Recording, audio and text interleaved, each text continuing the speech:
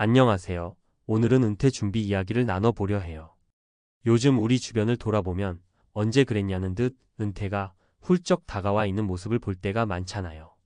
아직은 괜찮겠지라고 생각하며 일하고 월급 들어올 때마다 그날그날 숨 돌리기 바쁘다가 어느 순간 정년 혹은 명예퇴직 이야기가 나오면 뒤통수를 맞은 기분이 들기도 하고요. 특히 장기간 안정적으로 일해오던 공무원 부부라면 퇴직 후에도 어느 정도는 괜찮겠지라고 생각하기 쉽습니다. 그런데 막상 퇴직해서 통장 잔고를 봤더니 8천만 원밖에 없다는 사실을 알게 된다면 어떨까요? 오늘은 바로 그 현실적인 충격 이야기를 해보려고 합니다.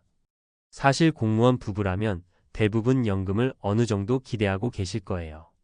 하지만 우리의 삶이 단지 연금만으로 해결되지는 않잖아요. 아이가 있다면 교육비부터 결혼 자금까지 계획해야 하고 부모님 부양 문제도 생각해야 하고요. 혹은 계속되는 물가 상승, 예상치 못한 병원비, 갑작스럽게 생길 수도 있는 사고나 지출 등등 은퇴 후에는 현역 시절보다 오히려 돈이 더 필요하다는 말이 있을 정도예요. 연금이 있어도 예적금, 투자 수익금 혹은 어느 정도 목돈이 반드시 필요하죠. 그래서 공무원이라 괜찮다라고 막연히 생각하다가 퇴직 후 은행 잔고 확인하면 이게 정말 다인가? 하고 놀라게 되는 거예요. 오늘은 우리가 실제로 마주할 수 있는 혹은 이미 우리 주변에 있는 사례 3가지를 들어서 이야기해 볼까 해요. 공무원 퇴직 부부가 8천만 원을 갖고 현실적인 노후 생활을 시작했을 때 어떤 상황에 놓이는지 그 충격과 더불어 대처 방안을 함께 생각해 보도록 합시다. 너무 어렵게 생각하기보다 내 이웃이나 선후배가 겪고 있는 이야기라는 마음으로 편하게 들어주세요. 1연금이 있는데도 생활비가 부족하네? 첫 번째 사례는 30년 가까이 시청에서 근무한 김 과장 부부 이야기예요. 두 분 다 공무원이라서 큰 걱정 없이 지내다가 막상 김 과장이 60세 넘어서 퇴직할 시기가 오니까 슬슬 긴장되기 시작했대요. 김 과장 연금이 어느 정도 나오긴 하지만 그 액수가 매달 넉넉하다고 하긴 좀 어려운 수준이었어요. 그래도 부부 모두 일단 퇴직하면 지출이 줄어들겠지라고 생각했대요. 매일 정장을 입고 출근할 필요도 없고 매달 자동차 유류비가 크게 들지도 않을 것 같고 회식이나 경조사비도 줄어들 것 같고요. 그런데 막상 퇴직해보니 예상치 못한 지출이 곳곳에서 등장합니다. 기존에 직장 다닐 때는 회사 단체 보험이 적용돼서 보험료가 저렴했는데 이제 둘 다 개인 의료보험으로 전환해야 해서 보험료가 확 올라감. 친구나 동료 모임이 해산되는 게 아니라 이제 시간 많으시니 우리 한 달에 한 번씩 만나죠? 라는 식으로 오히려 외식비가 늘어남. 평생 못 해본 취미생활 하나쯤 하고 싶어서 학원이나 취미 모임에 등록했더니 월 회비가 생각보다 꽤 든. 아이가 아직 결혼을 준비 중이라 혼수나 예단 등 대량의 목돈이 언제든 나갈 상황. 여기에다가 부부가 퇴직 직전에 은행 대출로 사둔 조그마한 아파트가 있는데 은퇴 후에는 추가 소득이 없으니 대출 원리금 상황도 꽤 부담으로 다가옵니다. 그렇게 여러 지출을 합쳐보니 매달 연금 소소한 기타 수입 퇴직 후 알바 등을 합쳐도 턱없이 모자라더라는 거예요. 김 과장 부부가 확보한 순수 현금 자산은 8천만 원 정도인데 나중에 큰돈 필요할 때를 대비해 최대한 쓰지 않겠다 하고 묶어두려 했습니다. 그런데 웬걸 월말에 계산기를 두들겨 보면 뭔가 모자라서 결국 조금씩 이 목돈에 손을 대게 된답니다. 부부가 이 돈을 10년, 20년 써야 할지도 모르는데 자꾸 쪼개 쓰면 금방 사라지겠네 하면서 밤잠을 설치는 거죠. 결론적으로 김 과장 부부가 깨달은 건 아무리 연금이 있어도 내 생활비 규모를 정확히 계산하지 않으면 결코 안정적인 노후가 보장되지 않는다는 사실이었어요. 연금이든 은퇴 후 소득이든 매달 들어오는 돈을 기준으로 내가 무슨 비용을 어느 정도로 쓰고 있는지 아주 구체적으로 들여다볼 필요가 있습니다. 이 부모님 부양과 건강 문제 생각보다 빨리 닥쳐왔어요. 두 번째 사례는 초등학교 행정실에서 일했던 박 씨 부부 이야기입니다. 박 씨는 오래도록 학교 업무를 담당했고 아내분도 같은 시기에 퇴직하셨어요. 둘 다 공무원 연금이 나오니 우리 부부 노후 걱정은 없겠다라고 생각했대요. 그런데 은퇴 직후 생각지 못했던 큰일이 벌어집니다. 박 씨의 어머니가 갑자기 쓰러지시면서 요양병원에 장기간 입원하게 된 거죠. 요양병원비가 환자 상태에 따라 천차만별이지만 의외로 한 달 150만 원에서 200만 원 정도가 쉽게 나간다고 하잖아요. 나중에는 한 달 25만 300만 원까지도 들 수 있고요. 본인 연금을 어머님 병원비로 거의 다 써버려야 할 지경이 된 거예요. 거기다 아내분도 이제 좀 여유 생겼으니 몸 관리 좀 해야겠다 싶어 병원 검진을 받았는데 큰 수술이 필요한 질환이 있다는 진단을 받으셨어요. 그 수술비와 회복기간, 병원비 등등 또 목돈이 나가게 됐죠. 보험은 일부만 보장돼서 그 차액이 만만치 않았고요. 원래 은퇴 후 소소하게 여행도 다니고 손주도 돌보고 취미생활할 생각이었는데 지출에 파묻히다 보니 노후가 전혀 자유롭지 않아요. 박 씨 부부는 평생 열심히 일해서 내 노후만큼은 제대로 즐기고 싶었는데 막상 닥쳐보니 돈 들어갈 구멍이 한두 곳이 아니더라고 토로합니다. 게다가 8천만 원이라는 목돈이 물론 적진 않죠.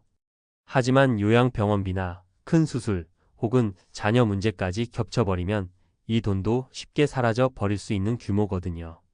한 번에 몇 천만 원이 들어가는 일이 생각보다 흔합니다.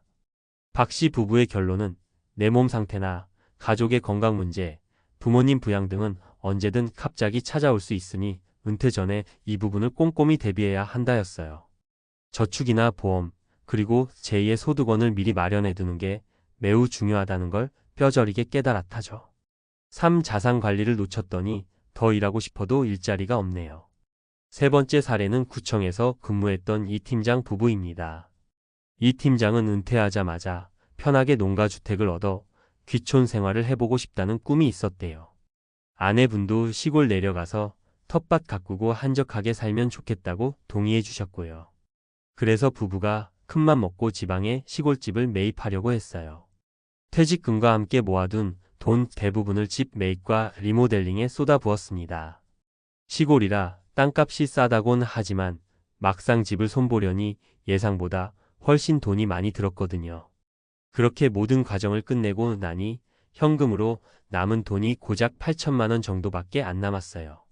처음엔 우린 어차피 시골에서 자급자족하며 살 거니까 돈이 별로 안 들겠지라고 생각했는데 현실은 조금 달랐습니다. 집 유지 관리비나 보일러, 수도, 시설 고장, 혹은 농기구 마련 비용 등이 늘 예정에 없던 지출을 발생시키는 거예요. 그리고 공무원 시절에는 몰랐는데 막상 농촌에서 경제활동을 하려니 마땅한 일자리 구하기가 쉽지 않더라고요. 게다가 나이가 60 전후 되면 몸 쓰는 일은 무리하기 어렵잖아요. 가벼운 알바 정도로는 수입이 변변찮고 직장을 구하려 해도 지역에 마땅한 일자리가 없는 거예요. 더 일해서 돈을 벌고 싶어도 일자리가 없으니 마음만 바쁠 뿐이라는 거죠.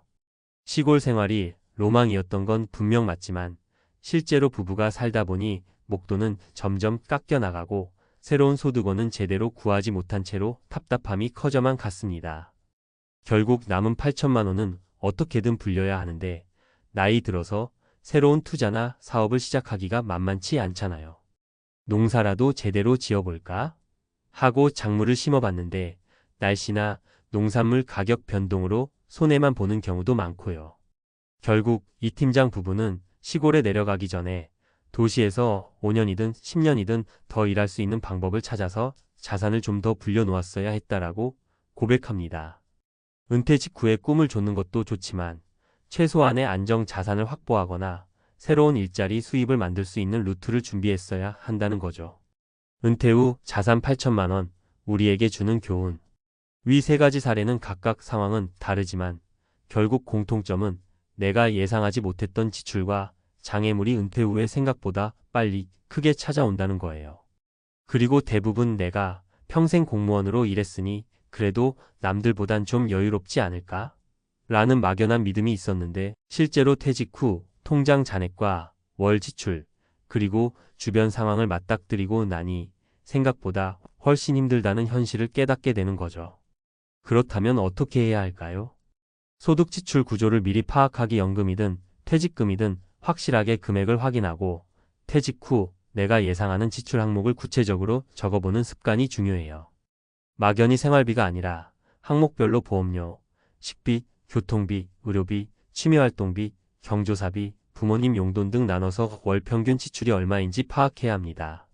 비상 상황에 대비하는 자산 분산 8천만 원 정도의 목돈이 있다고 해도 한두 번의 큰 지출로 순식간에 없어지는 경우가 많아요.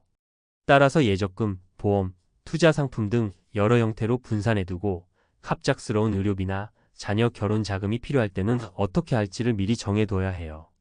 은퇴 후 새로운 소득원 고민 퇴직하자마자 집에서 쉬거나 여행만 즐기는 것도 좋지만 장기적으로 보면 재취업, 자영업, 파트타임 알바 등 본인이 할 수 있는 일을 미리 탐색해둬야 합니다. 나이가 들면 일자리가 좁아지므로 50대 후반이나 60대 초반부터 미리 실행해보는 게 좋아요. 건강관리, 가족 돌봄 문제 대비 내가 건강해야 일을 더 하든 여행을 하든 할 수 있어요. 미리 건강검진 받아보고 자녀나 부모님이 갑자기 도움이 필요할 때 대처할 방법을 고민해둬야 하죠. 요양병원비, 간병비, 수술비 등은 생각보다 크고 빠르게 지출될 가능성이 높습니다. 꿈은 이루되 시기를 분산 귀촌생활 해외 한 달 살기 같은 버킷리스트가 있다면 한 번에 퇴직금 자산을 몰아쓰지 않고 일부 시기를 남겨두거나 혹은 단계적으로 준비하는 방법을 고려해 보세요. 퇴직 직후가 아니라 12년 정도 더 일을 한 뒤에 가도 늦지 않을 때가 많습니다. 결국 우리에게 필요한 건 조금 더 구체적인 계획 그리고 현실적인 재무 설계예요. 특히 공무원으로 오래 일하신 분들은 그래도 난 연금이 나오니까라는 안도감이 은근히 커서 준비를 소홀히 하는 경우가 많습니다. 그런데 시대가 변하고 물가는 오르고 자녀 결혼 연령과 방식도 예전과 달라졌죠. 저축해놓은 금액과 실제로 노후에 필요한 금액의 차이가 꽤 클 수 있다는 의미입니다. 오늘 소개한 세 가지 사례도 어떻게 보면 극단적인 케이스가 아니에요. 주변에 조금만 물어봐도 비슷한 이야기가 쏟아져 나올 정도니까요. 8천만 원이라는 돈이 결코 적은 금액은 아니지만 은퇴 후 2030년을 살아가야 하는 긴 시간 동안 만능 열쇠가 될 수는 없죠. 결국 재취업이든 소규모 투자든 지출 항목 다이어트든 뭔가 추가적인 전략이 필요합니다. 우리 모두 어느 순간 은퇴하고 긴 노후를 맞게 되잖아요. 지금 내 준비가 과연 현실적인가? 라고 자문해 볼 시점이 바로 지금이 아닐까요? 남 걱정처럼 보일 수도 있지만 사실은 내가 곧 마주할 미래일지도 모릅니다. 그래서 오늘 이야기 그냥 흘려듣지 마시고 한 번쯤 가족들이랑 함께 구체적으로 얘기 나눠보셨으면 해요. 월별 생활비 체크부터 향후 10년 내 예상되는 지출, 그리고 내가 퇴직 후 하고 싶은 것들을 적어보면 한결 머릿속이 정리될 겁니다. 어느 누구도 내 노후를 대신 책임져 주지 않잖아요. 그렇기 때문에 나와 내 가족이 스스로 준비해야 해요. 공무원이라는 안정적 직장을 가졌다고 해서 은퇴 후에도 자동으로 안정적이라는 보장은 없다는 걸 오늘 사례들이 보여준 것 같습니다. 조금은 충격적일 수 있지만 미리 준비할 수 있는 기회라고 생각하고 당장 오늘부터라도 시작해보면 어떨까요? 기왕이면 8천만 원을 불안한 마지막 동아줄이 아니라 새로운 기회를 열 수 있는 시드머니로 만드는 지혜가 필요하겠죠. 여러분 모두 본인 상황을 잘 점검하시고 은퇴 후를 대비해 긍정적이면서도 현실적인 계획을 세우시길 바랍니다. 제 이야기가 조금이나마 참고가 되었으면 좋겠네요. 감사합니다.